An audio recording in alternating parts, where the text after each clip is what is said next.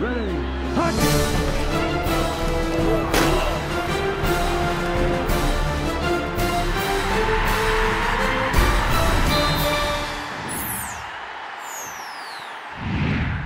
Brandon Williams fumble late in the game, does that shake your confidence, or is that something that you kind of expect of the young player coming into I don't expect it, young or old, but that's some of why he doesn't play more than he does, and as well as being, assignment responsible. So there's a lot more than, there's a lot he needs to keep improving on, and we didn't have a fumble all day, even close to one, and he gets in there and doesn't handle it but a few times and throws him the ball.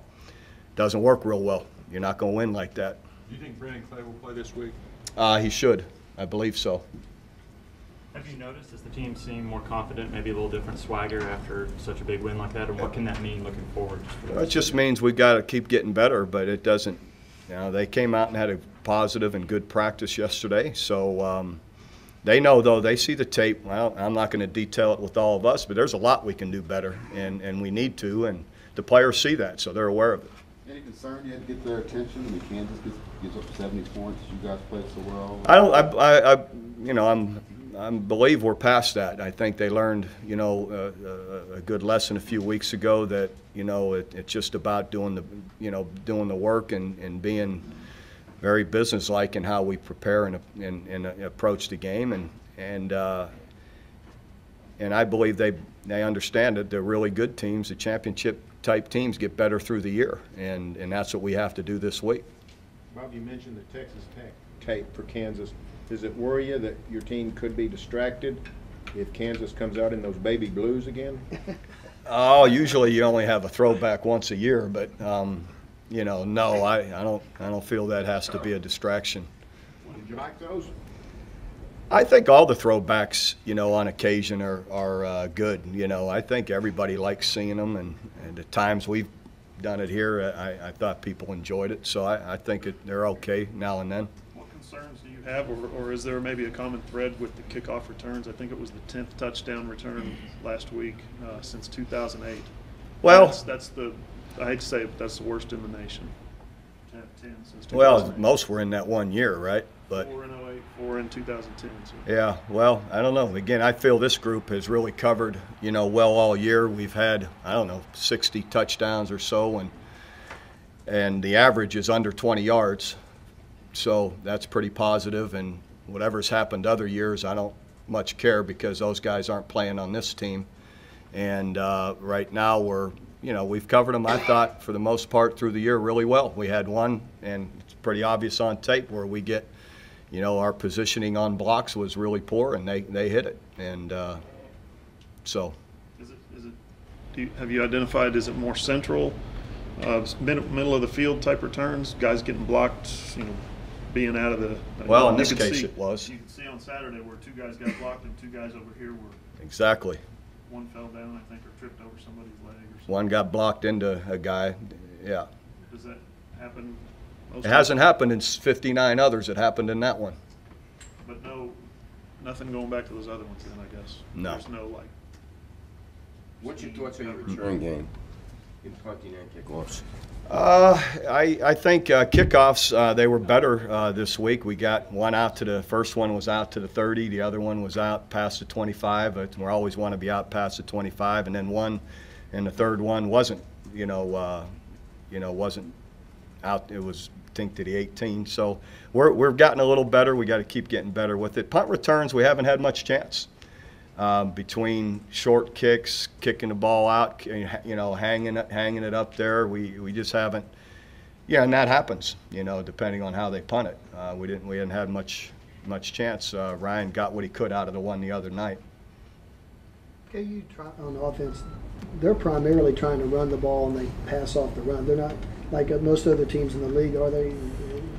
Yeah, they're doing a good job of being balanced. They run the ball about 50 times a game, so they are definitely, emphasizing the run, but they're going to take advantage of what they have off of that. Every couple of years, you lose guys like Dominique Franks and Brian Jackson, and then all of a sudden, guys like DeMontre Hurst and Jamel Fleming just step in and basically fill their shoes. How important is it to have corners like that, especially on each side of the field? It makes a huge difference in your play calling, and your, the way you want to mix up your coverages, because now you feel you can leave them out there one-on-one, and now you can do a lot of different things with your safeties inside. So it gives you a big advantage. You've had a lot of great corners here as a tandem. Where do they stack up to the other ones you've had? Oh, they're as good as any of the groups we've had, for sure. Bob, when would you say the light kind of turned on for R.J. Washington? He was talking that he felt like it was kind of two-a-days this year. Yeah, probably this in two-a-days he started to make more plays, and then it's good to see it more and more in the game. So he's, that's probably there in two-a-days.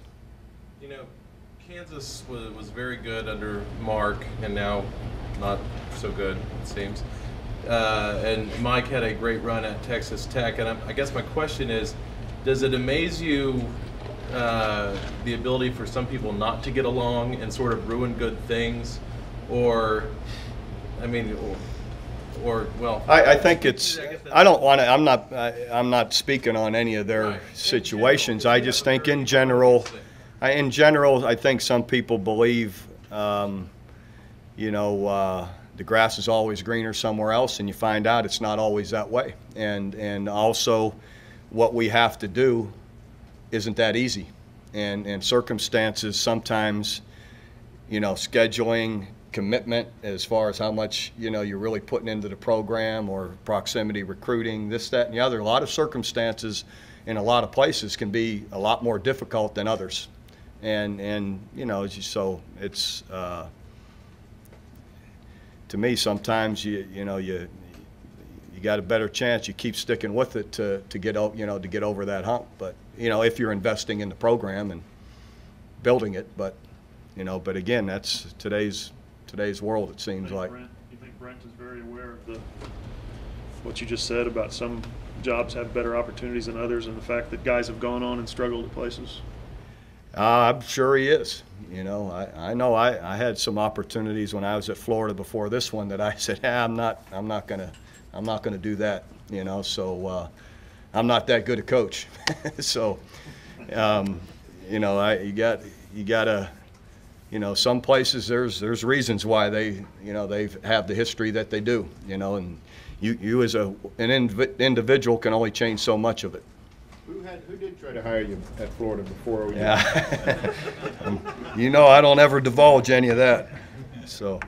You went with the four-man front in this game, back to that after several games running the 50 or whatever. It's obvious you've got both defenses you can run. Not many teams can do that, do they? I mean, that's pretty. Yeah, I don't know, but we just felt, in this game, the way it's set up, that our four-man front, would be better for us, and that's what Coach Venables wanted to do, and we went with it. You think Landry gets the credit he deserves nationally? It seems like he's overlooked when they talk about Heismans and things like that, that he wins the Quarterback of the Week award this week, and it just seems like they don't talk about him as much as they do some of the other guys. I don't know that to be the case, because I don't sit there and watch maybe and pay attention to as much as you are. I'm just not able to in what we're doing here, so I don't know why he wouldn't be up with everybody, anyone that's after 6 games, and you look at his numbers and what he's done and winning and, and in important games. So he's played great. So, I would think he's got every bit as much chance here in the last 6, 7 games through the year as anybody does. What did you think of that throw, 3rd and 25 to Jazz Reynolds? I loved it. I just we were talking on the headphones and decided to go with some. With a go route and a seam route inside, and caught him in the right coverage, and and he throws a strike. I mean, right past the speeding corner in front of the safety, and it couldn't be in a better spot.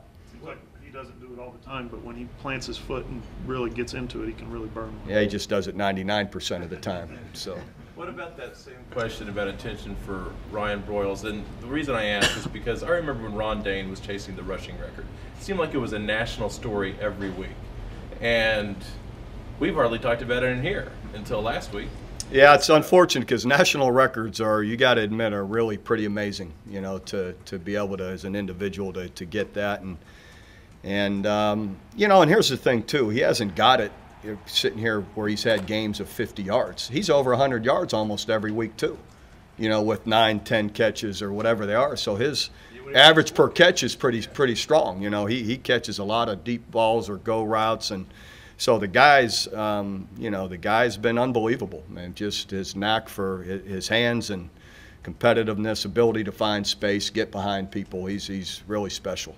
Bob, is it possible that Daniel's question is it possible it's the opposite, that Landry might be unappreciated more here than nationally? I mean, do you think it's possible people don't realize how good he is and how productive he is? I think it's very possible because we've been so conditioned here, and I'm again say this with humility, but when you look at Jason White and Sam Bradford and all the, you know, the numbers and everything that they've put up, but Landry's right there with them, and better in some cases. So he's